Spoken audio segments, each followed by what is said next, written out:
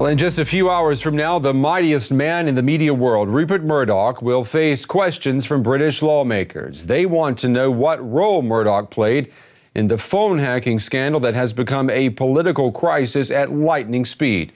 2 top-ranking police officers have already resigned. The Prime Minister has called an emergency session of Parliament for Wednesday. And the journalist who blew the whistle on the whole operation has been found dead at his home.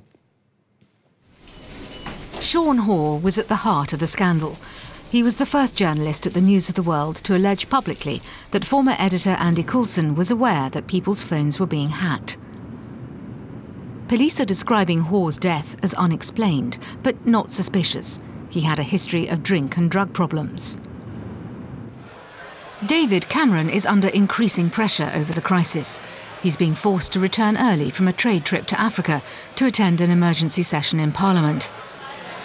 What many want to know is why he hired Andy Coulson as his communications director in the first place.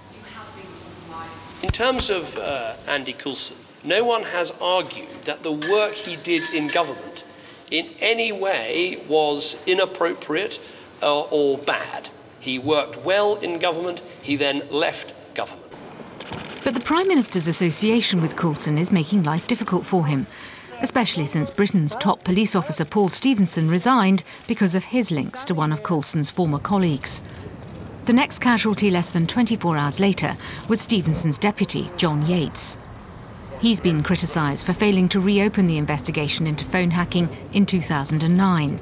The opposition is critical of Cameron's response to the affair. At the moment, he seems unable to provide the leadership the country needs, and that is in part because he didn't follow my advice 12 days ago and just come clean and apologise for the mistake he made in hiring Mr Coulson.